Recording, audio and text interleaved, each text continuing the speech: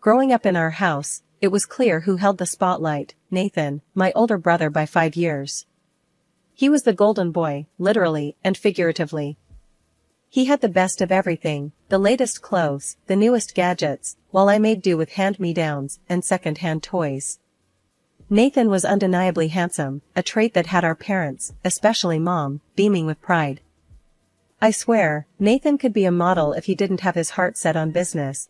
Mom would gush to her friends over coffee, while I sat in the corner, a book my only company.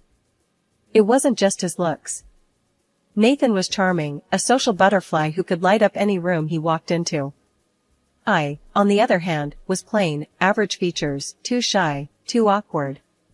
It was like living in the shadow of a celebrity while being invisible at the same time. Even at family gatherings, it was Nathan this, Nathan that. Did you hear about Nathan's latest school project? It's just remarkable. Dad would announce proudly, while I'd quietly help set up the food or clean up the dishes, rarely a part of the conversation unless prompted, and even then, only briefly. The disparity in attention only grew as we got older.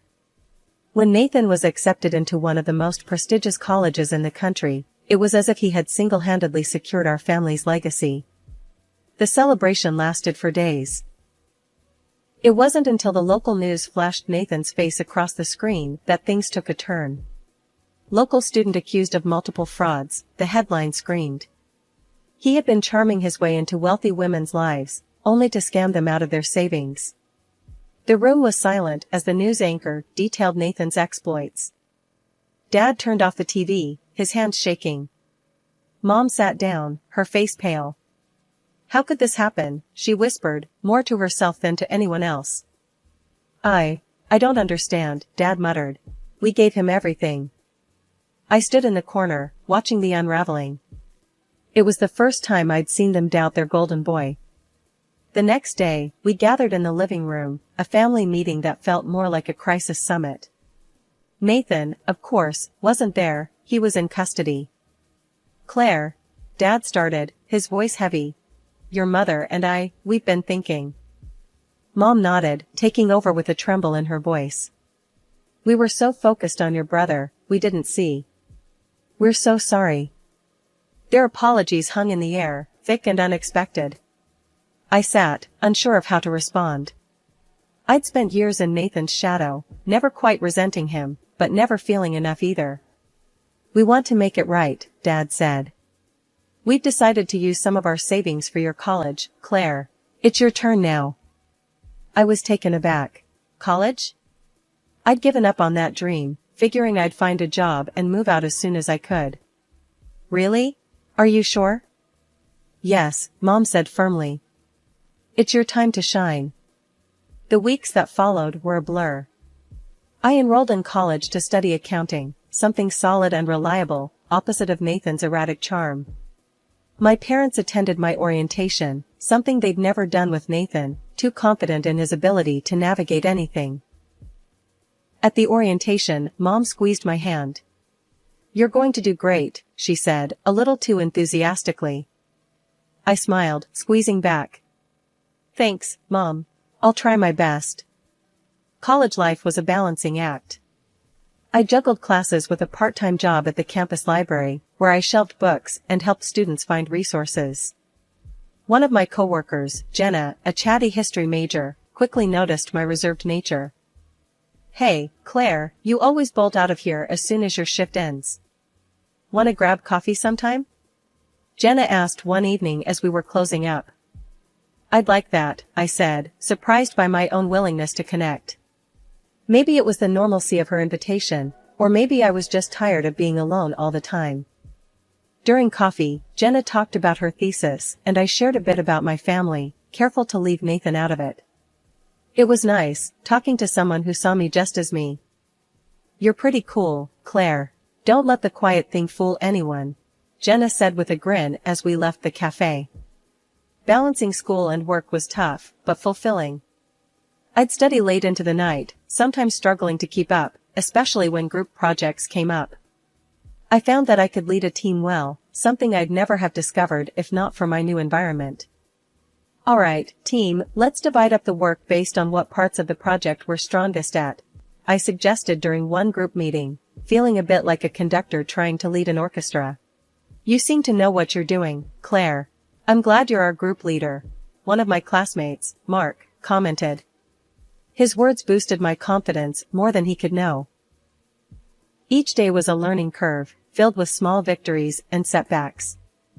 I learned not just about accounting, but about who I was beyond my family's expectations, or lack thereof.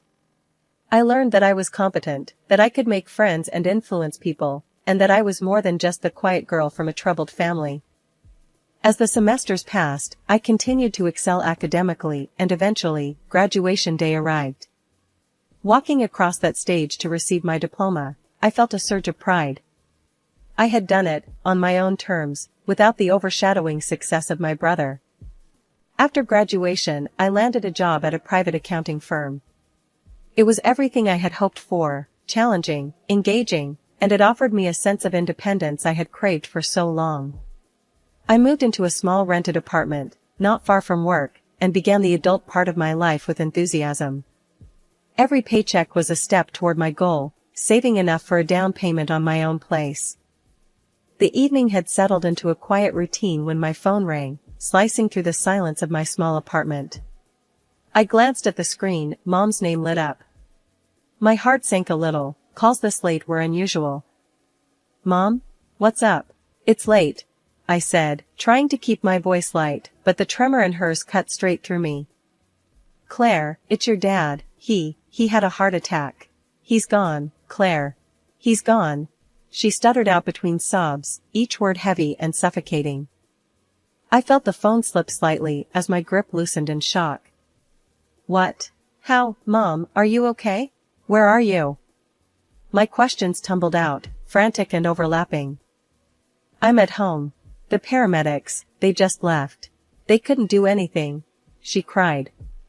I could hear the shattering pain in her voice, the kind that echoes and reverberates through your own soul. When I arrived, the house was eerily silent, the kind of silence that screams in your ears. Mom was sitting in the living room, a crumpled tissue in hand, her eyes lost and red. I rushed to her, kneeling in front of her, taking her hands in mine. Mom, I'm so sorry, I whispered, my own voice breaking as the reality set in. She just nodded, pulling me into a tight hug. He was fine this morning, Claire. We were planning to visit the market this weekend, she murmured into my shoulder, her voice muffled by grief. The days that followed were a whirlwind of funeral arrangements and relatives pouring in to offer their condolences. Did you get a hold of Nathan? I asked one afternoon as we sifted through old photographs of Dad to display at the service. Yes, I did, Mom replied, her voice flat, her hands pausing over a picture of Dad holding a much younger Nathan on his shoulders. He said he was too busy to deal with nonsense. He asked about the inheritance first thing. When I told him everything was in my name, he just hung up. The funeral was a quiet affair. Dad's old friends, our extended family, and neighbors came to pay their respects. The absence of my brother was noted, his empty chair a stark reminder of his chosen detachment. After everyone had left and we were alone again, Mom took to sitting by the window, staring out with a vacant gaze. I tried to engage her, to bring her back from the edge of her grief, but the light in her had dimmed. Mom, you're not alone. I'm here, I reassured her one evening, my hand squeezing hers. She turned to me, her eyes wet with unshed tears. I know, honey. And I'm so grateful for you. I wish things were different. After the funeral, life settled into a new kind of normal. Mom was quieter these days, her smiles fewer and more strained. I tried to fill our home with light, cooking her favorite meals, talking about my day at work, anything to lift her spirits. But often, I caught her staring out the window, lost in her thoughts, the joy that once lit up her eyes, dimmed by sorrow. One evening, as I was clearing up after dinner, I noticed Mom was on the phone in the other room, her voice barely above a whisper. Curiosity piqued, I paused, the clatter of dishes ceasing. No, Nathan, I can't keep doing this. Yes, I know, but... Her voice trailed off into the quiet hum of the living room. She never mentioned she was in touch with Nathan, and alarm bells rang in my head. When she came back into the kitchen, her face was pale, her hands trembling slightly as she sat down at the table. "Mom, what's going on? Who was that on the phone?" I asked, sitting across from her, my tone more stern than I intended. She sighed, a deep, weary sigh that seemed to carry the weight of the world. "It was Nathan," she admitted, avoiding my gaze. "He's been calling more often. Asking for money." "Money?" I repeated, anger starting to bubble inside me. "Why are you giving him money? Especially after he didn't even bother to come to Dad's funeral." Mom wrung her hands, her eyes moist as she looked up at me. I know it's wrong, but he's still my son, Claire. He says he's in trouble, that he needs it to get back on his feet." I stood up, pacing back and forth as I tried to process her words. "Mom, he's using you. You can't let him do this, especially not now. He didn't even care enough to show up when Dad died." She nodded, tears spilling over her cheeks. "I just thought, maybe if I helped him, he'd come around. See what he's missing, see that we still love him." I stopped pacing, kneeling beside her chair, taking her hands in mine. "Mom, I love you, and I know you love Nathan. But you can't set yourself on fire to keep him warm. He's an adult. He made his choices. You need to think about your future now, about what's left for you." The next day, when Nathan called again, I was with Mom, standing by her side for moral support. She put him on speaker, and her voice was firmer this time, more resolute. "Nathan, I can't send you money anymore. You need to find another way to sort out whatever mess you're in," she declared, a slight tremor in her voice but her resolve clear. There was a pause, and he scoffed, and I could almost see his sneer, through the phone. "Fine. Don't come crawling back to me when you need something." The line went dead, and the silence that followed was heavy, filled with the weight of severed ties. Mom sighed, a mix of relief and sorrow in her exhale. "Did I do the right thing, Claire?" I squeezed her hand, reassuring her with a nod. "You did, Mom. It's time we both started healing." From that day on, Mom stopped sending money. It was a tough decision, one that left its own scars, but it was necessary. Nathan had made his choice, and we had made ours, to move forward, no longer at the mercy of his demands. It was early morning when I got the call that changed everything again. The sharp ringtone pierced through the silence of my apartment, a harsh reminder that life was still full of unexpected turns.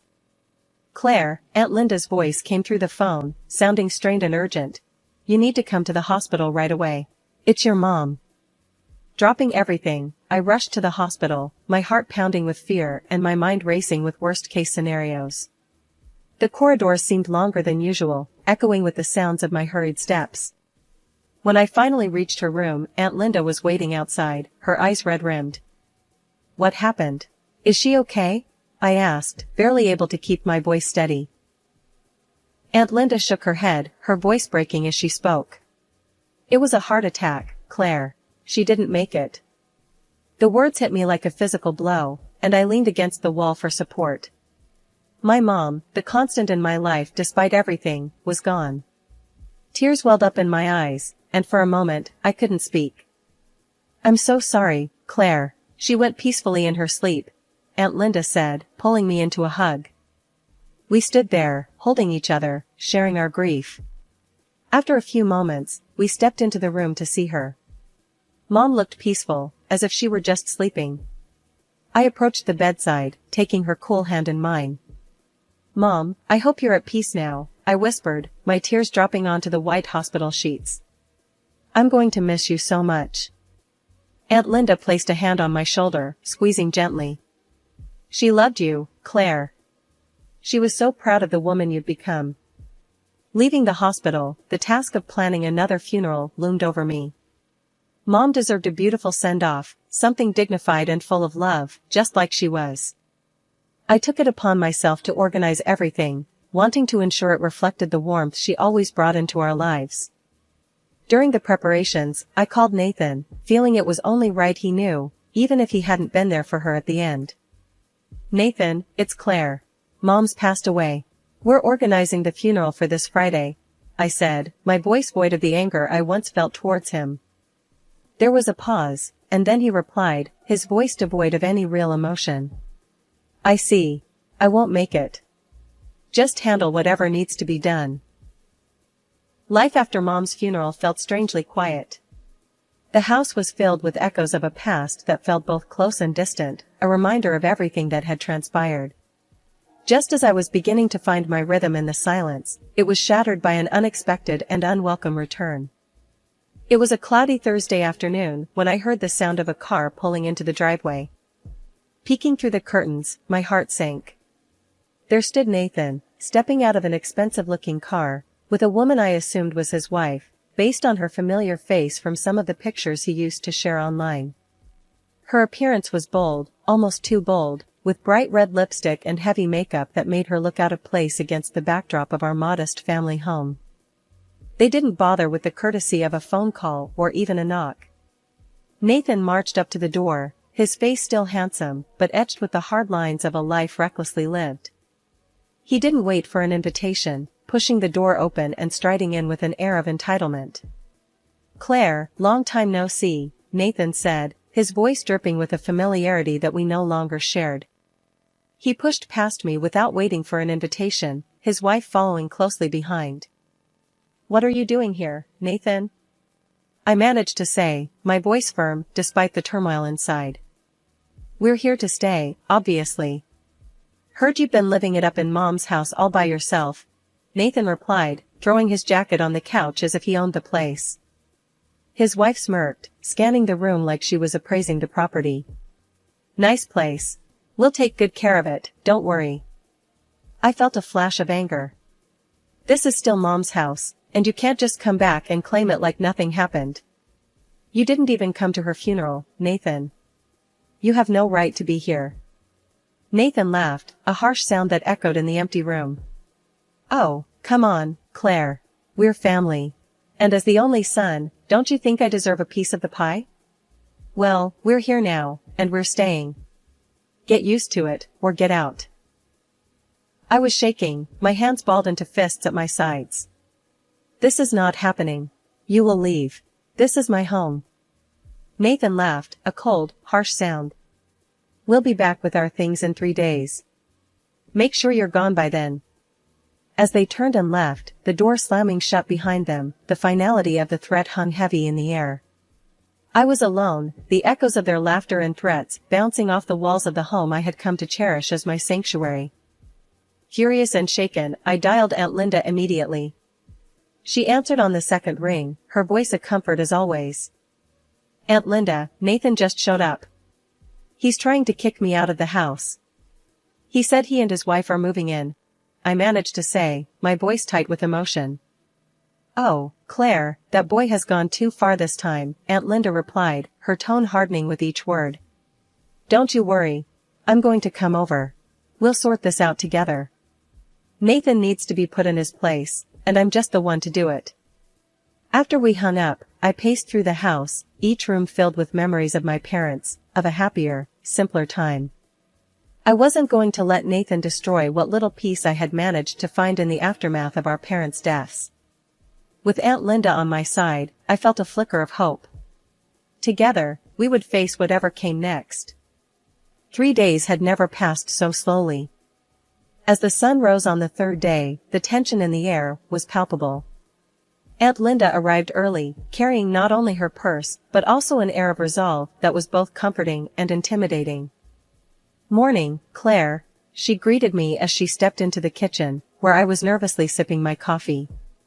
Ready for this? I nodded, setting my mug down with a clatter. As ready as I'll ever be, I guess. Thanks for being here, Aunt Linda. Wouldn't be anywhere else, she assured me, her voice firm. Now, let's go over what we'll say when they get here. We didn't have long to wait. Before long, the sound of a car engine broke the quiet morning. Through the window, I saw Nathan and his wife pull into the driveway. My heart started pounding, but Aunt Linda's calm demeanor helped steady me. They didn't bother knocking. Nathan opened the door and strode in as if he owned the place, his wife trailing behind him, her smirk more pronounced than ever. Claire, Get out. We're here to take what's rightfully ours, he barked, his wife nodding in agreement behind him. Aunt Linda stepped forward from where she had been standing just out of sight. Nathan, you should be ashamed. After all your sister and your late mother have been through, you show up now, making demands? Nathan sneered. Save it, Aunt Linda. We know there's no will. Claire, move out. This place is ours now. That's when Aunt Linda, with a calmness that belied the tension in the air, waved an envelope in front of Nathan. Actually, your mother did leave a will. And I, as her appointed executor, have it right here. Nathan's eyes widened as Aunt Linda held out the envelope. In a swift move, he grabbed it, tearing it to pieces. His wife laughed, a sound that echoed off the walls mockingly. There, no will, no proof. This house is ours now, Nathan declared triumphantly. Aunt Linda just chuckled, the sound making Nathan's smile falter. You think that was the original? Oh, Nathan, that was just a copy. The real will is safe with the notary. She reached into her bag and pulled out another document, unfolding it with deliberate slowness. Here's what your mother really wanted, Aunt Linda said, her voice steady and clear. She began to read aloud. To my daughter, Claire, I leave the family home and a sum of $150,000, for she has shown the strength and compassion of character that represents our family's legacy. To my son, Nathan, I leave our family Bible, in the hopes that he will find guidance to overcome his vices and find a path to redemption. The words hung heavy in the air. Nathan's face went from red to pale, his earlier confidence deflating like a punctured balloon. This isn't fair. You can't do this to me. I deserve half of that money, Claire. Nathan shouted, his voice echoing with desperation. You deserve what Mom decided to give you, I replied, my voice firm despite the shaking of my hands. And if you don't leave now, I will call the police. Nathan looked at his wife, then back at Aunt Linda and me. His wife pulled at his arm, muttering something under her breath. After a moment that stretched out painfully, they turned and stalked back to their car. The morning after Nathan left for good, I stood in the quiet of the house, the early light casting gentle patterns across the floor. The house felt different today, like a weight had been lifted, a place just for me now, full of potential and promise for the future. I made my way to the kitchen, where Aunt Linda was already making coffee. The aroma filled the space, comforting and familiar. Morning, Claire. How'd you sleep? Aunt Linda asked, handing me a mug. Better than I have in weeks, I admitted, taking a cautious sip. It feels like I can finally breathe again. She smiled, pulling out a chair at the table. It's your fresh start, right here. What are you planning to do first? I joined her at the table, my mind buzzing with ideas.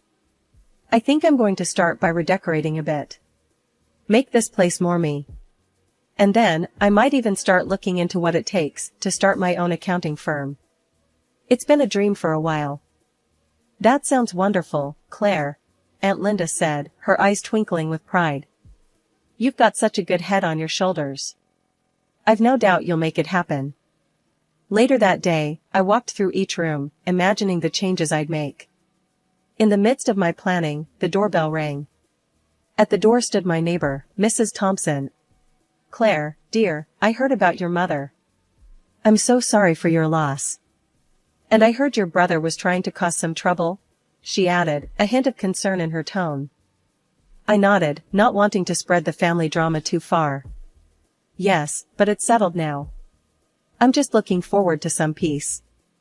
Well, if you need help with anything, my son is always around. He's good with repairs, and he's cheap too, she offered with a chuckle. Thanks, I might take you up on that. I'm planning some changes around here, I said, grateful for her support. The next few weeks were a flurry of activity. Painting, moving furniture, and even a few repairs courtesy of Mrs. Thompson's son, who turned out to be as handy as promised. Each brushstroke and each new piece of decor transformed the house into a reflection of my personality, something I had longed for without even realizing. One evening, sitting in my newly arranged living room, the changes weren't just physical. I felt changed too, more confident, more grounded. The house no longer felt like a battleground of family conflicts, but a sanctuary of my aspirations.